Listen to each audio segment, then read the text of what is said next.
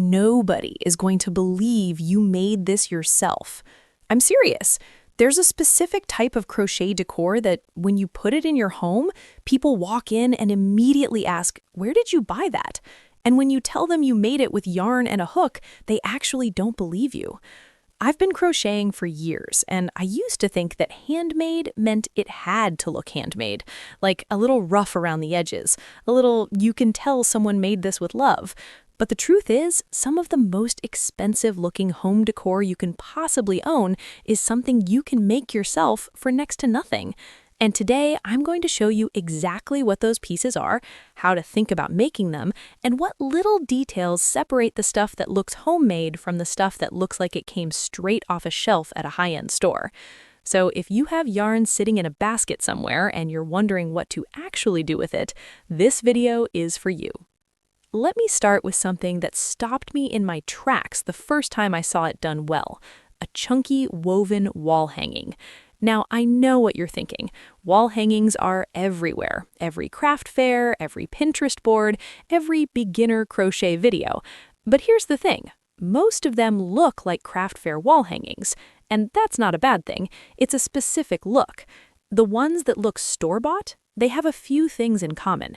First, they use a very limited color palette. And I mean limited. 2 colors max, sometimes just 1. The high-end home decor stores, the ones where a throw pillow costs $60, they don't use rainbow yarn. They use cream, oatmeal, terracotta, sage, or charcoal. 1 dominant color, sometimes a second as an accent. That's it. Second thing, the texture is the design. Instead of trying to create a complicated picture or pattern, the best-looking wall hangings lean into texture. Raised stitches, fringe that hangs evenly, a consistent, clean edge at the top where it meets the dowel rod or branch it hangs from. When texture is your statement, you don't need to do anything else. Third thing that makes a huge difference, and most people skip this: blocking. Blocking your finished piece just means getting it slightly damp and then pinning it flat to dry in shape.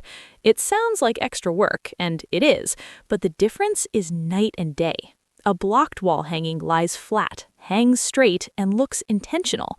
An unblocked one can curl or pucker in weird ways that immediately reads as homemade instead of designed. Now let's talk about something that people spend a lot of money on: decorative baskets and bowls.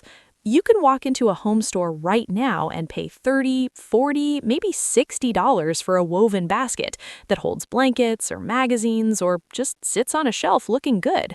And the material those baskets are usually made from: rope, jute, or thick cotton cord, which is exactly what you can crochet with. Cotton rope baskets made with a large hook, we're talking an 8mm, 10mm, even 12mm hook, work up incredibly fast. We're talking a small bowl in under an hour. And when you use natural, undyed cotton rope and keep the pattern simple, just single crochets in a spiral, the result looks absolutely professional. The key with baskets and bowls is structure. The piece needs to hold its shape. If you're using yarn that's too soft or too thin, it won't stand up on its own and it will look floppy and unfinished. The thicker the rope, the more structural integrity you get. Stiffer materials make for cleaner looking results. And again, color.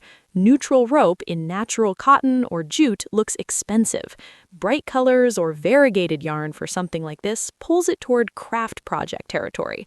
That's fine if that's what you're going for, but if you want that clean, modern look, stay neutral. One more tip for baskets specifically: the handles.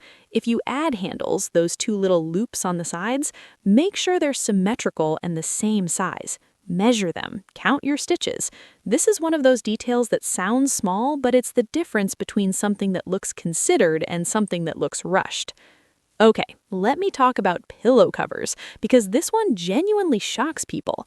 A crochet pillow cover, done right, looks better than most things you'll find at a regular home store. And I say cover on purpose. You're not crocheting the whole pillow. You're just making the outer shell that slips over a plain pillow insert. Those inserts are cheap. You can get them for a few dollars. The magic is the cover. The stitches that tend to look the most high-end on pillows are the ones with a lot of dimension. The waffle stitch is one of the best. It creates this grid-like texture that honestly looks like something you'd find at a minimalist hotel. The bobble stitch creates these little pom-pom-like bumps across the surface that look incredibly satisfying and designed. Even just basic ribbing, where you alternate front and back post stitches, creates that thick, cozy texture that reads as expensive. What makes or breaks a pillow cover is the closure on the back. A lot of beginner patterns just have you sew up the back, and then getting the pillow insert in and out is a whole production. The cleaner solution is a simple button closure, or even an envelope-style back, where two panels overlap in the middle. Both of these look intentional and make the whole thing easier to use. Also, and this might seem obvious, but make sure your tension is even. Inconsistent tension is the #1 thing that makes crochet look homemade instead of polished. If you're someone who crochets tighter when you're stressed and looser when you're relaxed, try to set aside time to work on a project when you're not distracted. Even tension across a whole pillow front makes a massive difference. Now, one thing I want to address that comes up a lot when people try to make decor that looks store-bought: yarn choice. This is where a lot of people go wrong, and it's not their fault, because yarn stores and craft stores push certain yarns hard, and those aren't always the yarns that give you that upscale look. Acrylic yarn is fine. It's affordable, it comes in tons of colors, it's easy to care for. But some acrylics have a slight sheen or a slightly plasticky look that can make the finished piece read as cheap. If you're making something you want to display in your home and have it look intentional, try to reach for cotton, linen, or wool, especially for anything that will be seen up close. Cotton is probably the most accessible upgrade.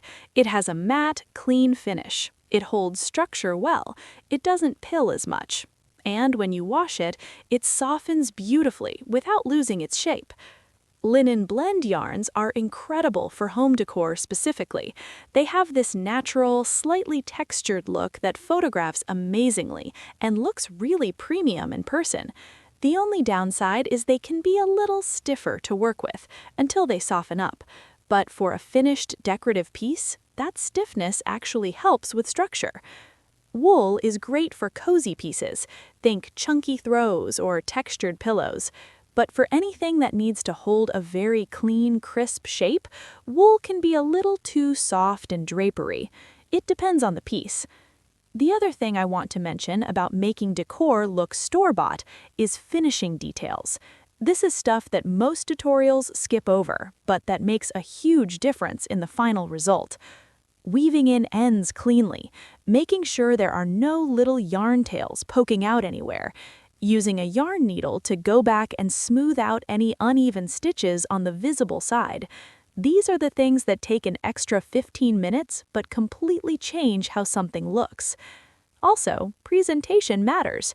Where you put something and how you style it around it affects how it looks just as much as how it's made. A crochet bowl sitting on a clean wooden shelf next to a plant looks curated. That same bowl on a cluttered surface looks like a craft project. Context matters. One last piece I want to talk about is macrame-style crochet hangings, the kind with lots of knots and loops and fringe, styled as home art.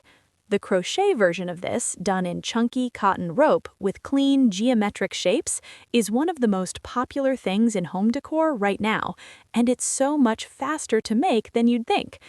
The secret to making these look store-bought rather than DIY is